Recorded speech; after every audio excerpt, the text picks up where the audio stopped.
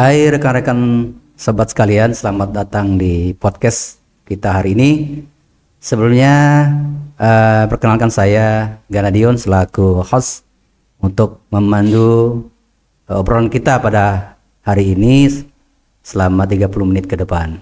Sebelumnya saya mungkin berpantun dulu sejenak. Izin Pak narasumber. Pergi ke sekolah membawa buku. Cakep sekali. Buku dibaca waktu senggang. Sekolah siaga kependudukan itu perlu agar siswa paham masa depan Bukan main. gemilang. Terima kasih. Senang sekali bisa menemani kalian pada obrolan yang santai tapi penuh makna. Di episode kali ini kita akan membahas topik yang mungkin sering kita dengar tetapi belum tentu kita pahami secara mendalam, yaitu tentang sekolah siaga kependudukan. Nah, pernah nggak terpikirkan kenapa perlu belajar tentang kependudukan sejak di bangku sekolah? Apa hubungannya dengan kehidupan kita sehari-hari, bahkan masa depan kita nanti? Melalui program sekolah siaga kependudukan, kita diajak untuk lebih memahami berbagai hal penting, mulai dari pertumbuhan penduduk, perencanaan kehidupan, kesehatan reproduksi, hingga bagaimana membangun keluarga yang berkualitas. Semua ini bukan cuma teori, tapi bakat nyata agar kita bisa mengambil keputusan yang tepat dalam hidup. Melalui program sekolah siaga pendudukan, kita akan kita akan ngobrol santai, berbagi wawasan tentang mendapatkan perspektif baru tentang bagaimana peran kita dari lintas generasi dalam menghadapi tantangan kependudukan di masa depan. Jadi tetap stay tune yang teman-teman, siapkan diri kalian untuk mendapatkan insight menarik dan inspiratif bersama saya Ganadion akan mengawal obrolan ini selama 30 menit ke depan. Bersama kita telah hadir narasumber, beliau saya perkenalkan adalah Bapak Haji Surya Atmaja, SP MPA selaku Kepala Bidang Pengendalian Penduduk. Selamat datang Pak, selamat pagi, selamat menjelang siang. Selamat pagi menjelang siang, Om Ganadion. Iya, terima kasih. Ganadion. Siap. Untuk tema kita pada siang hari ini, coba kita mengangkat tema membangun masa depan dengan sekolah siaga kependudukan di Kabupaten Kutai Kartanegara. Ada 5 segmen nantinya Pak yang coba kita sampaikan, kita ulas, kita kuliti terkait dengan masalah sekolah siaga kependudukan ini sendiri. Kita mungkin masuk di segmen yang pertama. Banyak yang menanyakan tentang apa sih sekolah siaga kependudukan itu? Apakah itu memang sekolah siaga yang berkhususkan masalah KB atau seperti apa? Ini yang mungkin yang pertama dulu di segmen ini yang akan kita ulas. Untuk waktu kami persilakan. Ya, terima kasih Bung Ganadion. Bung Ganadion ini memang orangnya cakep, hitam manis. Terima kasih. Senyumnya sangat manis.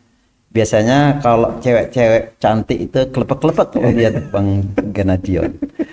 Oke, yang jelas SSK bukan SSB loh, Mas Gana. Tahu SSB? Tahu. Sekolah sepak bola. Yang jelas bukan SSB. Jadi SSK adalah sekolah siaga kependudukan. SSK ini memang posisinya berada di sekolah-sekolah ya, baik di sekolah dasar, sekolah menengah atas, menengah pertama maupun sekolah menengah atas. Ini memang yang mendasari pembentukan, penyusunan dan pelaksanaan SSK ini adalah Undang-Undang Nomor 52 Tahun 2009 tentang perkembangan kependudukan dan pembangunan keluarga. Yang kemudian ya ditindaklanjuti dengan Peraturan Pemerintah Nomor 87 Tahun 2014 tentang perkembangan kependudukan dan pembangunan keluarga dan keluarga berencana. Terus ada lagi aturan yang mengikutinya, yaitu berkenaan dengan peraturan Kepala BKKBN nomor 72 garing per garing B2 garing 2011 tentang organisasi dan tata kerja Badan Kependudukan dan Keluarga Berencana. Yang jelas memang SSK ini ya harus dipahami adalah sesuatu yang berbeda dengan pelajaran-pelajaran yang selama ini dilakukan di sekolah-sekolah. Yang jelas memang SSK ini adalah bentuk ekstra kurikuler ya yang ada di sekolah-sekolah. Jadi sifatnya adalah bagaimana ya sekolah ini punya komitmen untuk mengintegrasikan informasi kependudukan di dalam proses pembelajaran. Mungkin itu untuk SSK. Sebentar. Baik Bapak, nah ini memang benar sekali ya Pak ya, terkait dengan konsep inovatif biar siswa punya pengetahuan terkait keterampilan, sikap tentang sekolah siaga kependudukan, dinamika yang ada di sekolah siaga kependudukan. Baik, mungkin itu tadi yang coba kita sudah disampaikan terkait dengan keberadaan atau mungkin pengertian pemahaman terkait dengan sekolah siaga kependudukan. Baik Bapak, mungkin kita masuk di segmen kedua terkait dengan masalah apa saja nanti yang akan dilakukan terhadap sekolah siaga kependudukan di dalam memasukkan kurikulum di sekolah. Mungkin sedikit untuk disampaikan Pak terkait dengan SSK yang ada di sekolah-sekolah nantinya. Silakan. Iya, kalau misalkan SSK ini sudah menjadi komitmen bersama, jelas suka tidak suka sekolah wajib mengintegrasikan informasi-informasi kependudukan. Salah satunya adalah berkenaan dengan integrasi mata pelajaran. Karena memang selama ini itu sudah terjadi ya, sudah memang ada integrasi informasi kependudukan di dalam mata pelajaran, baik mata pelajaran matematika, sosial budaya, kegiatan-kegiatan lingkungan, biologi dan sebagainya. Saya kira itu yang menjadi komitmen kawan-kawan sekolah untuk mengintegrasikan informasi kependudukan ini ke dalam mata pelajaran. Salah satu contoh misalkan berkenaan dengan grafik pertumbuhan penduduk. Itu kan bisa masuk di mata pelajaran matematika. Kemudian berkenaan dengan pendidikan kewarganegaraan PKN. Bagaimana kesehatan reproduksi itu bisa kita informasikan kepada siswa-siswa kita yang ada di melalui mata pelajaran yang akan diberikan kepada mereka. Kemudian yang kedua, pihak sekolah juga dengan punya komitmen itu bisa membentuk pojok kependudukan. Itu semacam perpustakaan mini lah. Paling tidak pojok kependudukan adalah suatu ruang yang disediakan oleh pihak sekolah untuk memberikan informasi berkenaan dengan kependudukan. Jadi materi-materi yang diinformasikan itu ya banyak, baik dalam bentuk buku, majalah, bacaan-bacaan, komik dan sebagainya yang memang ada hubungannya dengan kependudukan. Memang kependudukan ini luas, ya. Semua urusan ilmu pengetahuan itu memang arahnya ke kependudukan.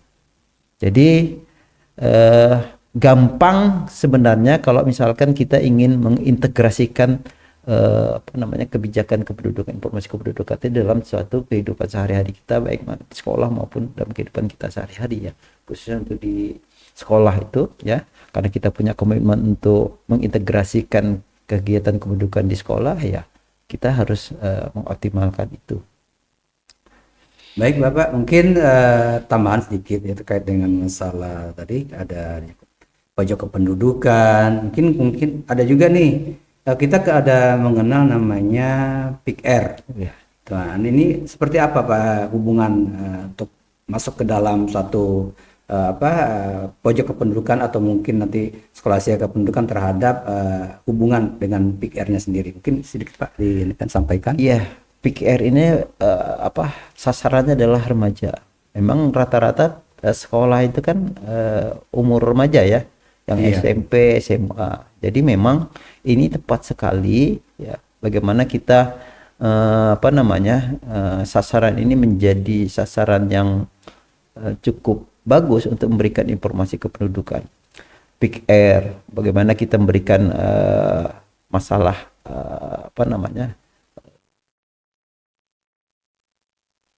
berkeluarga, kemudian reproduksi yang reproduksi itu sendiri yang ada di di diri mereka masing-masing. Mereka itu harus tetap sampaikan. Karena memang sekarang ini itu bukan menjadi informasi yang tabu ya. Bukan informasi yang tabu, yang jelas reproduksi yang ada melekat di dalam fisik siswa itu memang harus kita sampaikan ya, dan itu harus diinformasikan karena sudah remaja ini kan sudah dewasa ya, dan itu memang harus kita sampaikan melalui kegiatan ekstrakurikuler yang ada di sekolah-sekolah, PIKR, pramuka misalkan, Saka Kencana ya, kemudian ada juga Dendre yang ada di sekolah-sekolah ya, itu memang sasaran yang memang bagus untuk kita memberikan informasi kependudukan. Berarti dalam artian tidak harus mengganggu kurikulum yang ada di sekolah ya Pak ya. Mungkin yang bisa saya tangkap tadi, malahan ini sebaliknya SSK dapat diintegrasikan ke dalam kurikulum yang sudah ada dengan cara seperti tadi. Ya, sebenarnya kurikulum yang ada itu kan sudah mengakomodir semua penduduk. Tetapi memang harapan kita memang itu kita lebih fokus berkenaan dengan bagaimana kita menginformasikan kepada siswa-siswa kita ini ya, bagaimana proses mewujudkan kualitas masyarakat itu ya menjadi yang lebih baik lagi melalui proses reproduksi, mengetahui reproduksi, bagaimana proses penjenjangan untuk tingkat masuk di lingkungan berkeluarga, bagaimana nanti kita menghadapi siklus kehidupan dalam berkeluarga, itu memang harus disampaikan melalui materi-materi pendidikan yang ada di sekolah-sekolah. Baik Bapak, untuk selanjutnya mungkin kita sedikit bertanya nih. Dalam hal ini Kemenduk Bangga BKKBN ini mengapa ini terasa penting SSK ini harus dibuat di masing-masing sekolah? Mungkin sedikit ini yang harus digali lagi Pak.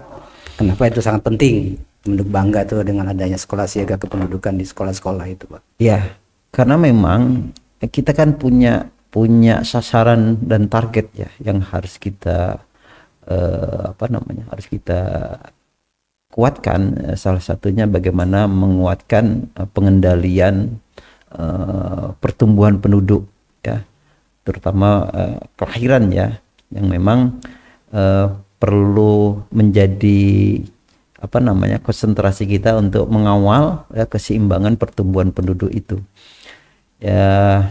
Karena memang idealnya pertumbuhan penduduk rata-rata pertumbuhan penduduk itu kelahiran itu memang mendekati angka 2 dalam reproduksi perempuan ya, usia perempuan usia subur. Jadi memang itu yang harus kita kendalikan, karena jangan juga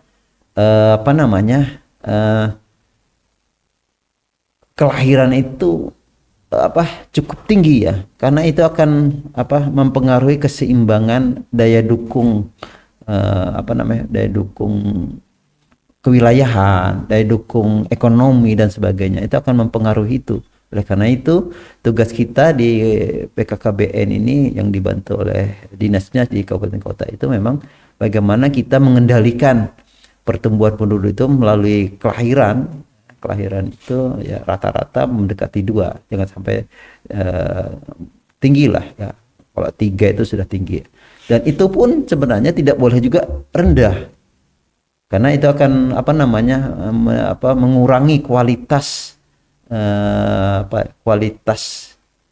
sumber daya yang kita miliki, karena terbatas ya, dengan sedikitnya jumlah kelahiran itu kan jumlah masyarakat kan terbatas nih, kualitas sumber dayanya kualitas. Ya syukur-syukur kalau misalkan walaupun sedikit sumber dayanya bagus, itu kan perlu menjadi pertimbangan lah. Karena itu memang kenapa BKKBN itu melalui Dinas DP2KB itu mendorong supaya proses pengendalian kependudukan ini menjadi konsentrasi kita bersama. Berarti memang ini manfaatnya sangat besar sekali ya Pak ya, terkait dengan adanya dorongan dari Kemenhub Bangga BKKBN, lalu disampaikan juga ke pemerintah daerah dalam hal ini Dinas Pengendalian Penduduk Keluarga Berencana untuk dirinya memasukkan tadi sekolah siaga kependudukan di masing-masing sekolah. Baik Bapak, mungkin selanjutnya ini terkait dengan kenapa SK itu harus dibuat dan seperti apa cara yang untuk kita memulai langkah-langkah dalam hal untuk kita membuat suatu sekolah siaga kependudukan di masing-masing sekolah. Ya, mengawalinya yang jelas memang perlu komitmen dulu ya, komitmen dari stakeholder, terutama sekolah,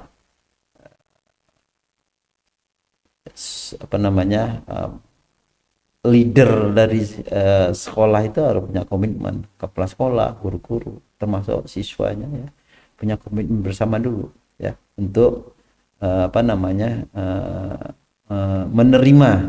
menerima program kependudukan ini di sekolah ya, dengan membentuk SSK. Bentuklah tim SSK ya, kemudian dikoordinasikan dengan Dinas DP2KB ya, supaya proses pembentukan ini bisa berjalan dengan lancar. Kemudian kalau misalkan itu sudah terbentuk ya, tanggung jawabnya adalah bagaimana kita mengintegrasikan ya informasi kependudukan di dalam mata pelajaran ya, termasuk membuka atau membuat pojok-pojok kependudukan. Artinya tidak hanya materi masuk di mata pelajaran, yang kedua juga harus membuat pojok kependudukan yang ada di lingkungan sekolah itu ya, yang bisa memberikan informasi yang baik kepada siswa berkenaan dengan kependudukan. Ya tidak harus besar lah, tidak perlu ruangan besar. Yang penting itu ada sudut yang bisa dimanfaatkan untuk meletakkan atau memajang informasi berkenaan dengan pendudukan. Ya. Yang penting komitmennya ada, kemudian dibentuk, kemudian diintegrasikan materi-materi kependudukan itu dalam mata pelajaran, kemudian sekaligus juga membentuk pojok kependudukan, dan kelima mungkin perlu ada kolaborasi antara BKKBN, DPKB, Dinas Pendidikan dalam mengolah dan menyelenggarakan SSK ini di dinas di sekolah-sekolah ya, di daerah. Baik Bapak, ini berdasarkan sumber di sekolah yang ada di Kabupaten Kutai Kartanegara cukup lumayan banyak nih Pak. Nah, kira bisa mungkin disampaikan sudah berapa sih yang sudah dilaksanakan SSK-nya sepanjang tahun mungkin 2024 atau 2025, ya ini sudah berapa yang sudah terbentuk di Kabupaten Kutai Kartanegara? Ya, sebenarnya informasi data yang kami peroleh, jumlah sekolah ini sekitar 753 ya, di luar SMA, karena memang kewenangan kabupaten kan sekolah dasar dengan sekolah menengah pertama ya. Ya, atau sederajat. Kalau sekolah dasar sekitar 531 sekolah dan SMP itu ada 222 sekolah. Dan ini menjadi sasaran kita.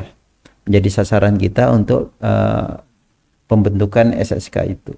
Dan untuk sementara SSK yang sudah terbentuk di Kutai Kartanegara sampai tahun 2025 ini sekitar 18 baru 18 SSK ya. Kalau di SD itu ada 10 SSK, kemudian SMP ada 6 dan SMA itu ada 2 SSK. Walaupun SMA ini bukan menjadi kewenangan kabupaten, tapi yang jelas dalam proses pembentukan tetap menjadi tanggung jawab kita di Dinas DP2KB. Sedikit mungkin Pak ya, untuk di 2026 ini sekiranya ada targetkah yang harus ingin dilaksanakan terkait dengan pembentukan SSK-nya atau memang masih dalam proses seperti apa Pak? Iya, karena memang ini masih sangat minim ya. Jadi sangat minim, saya kira memang ini dorongan kita bersama untuk menguatkan proses pembentukan ya. Dari 700 sekolah tadi ya, mungkin plus yang SMA walaupun menjadi tanggung jawab provinsi, tetapi dalam proses pembentukannya menjadi tanggung jawab kita juga bersama untuk proses itu. Saya kira ini perlu dorongan untuk proses pembentukan itu, dan kami perlu mitra kerja dalam proses pembentukan ini. Salah satunya adalah kawan-kawan penyuluh yang tersebar di masing-masing kecamatan, karena tanpa bantuan kawan-kawan penyuluh nonsen SSK ini bisa terwujud. Apalagi sementara ini kan kita dalam efisiensi ya, artinya kalau kita mau bergerak lebih luas lagi memang agak terbatasi ya dengan keterbatasan tadi ya. Ya memang yang perlu kita lakukan bagaimana kita mengoptimalkan kinerja kawan-kawan PLKB. Saya kira walaupun gak harus drastis proses pertambahan SSK itu ya, dorongannya kalau tidak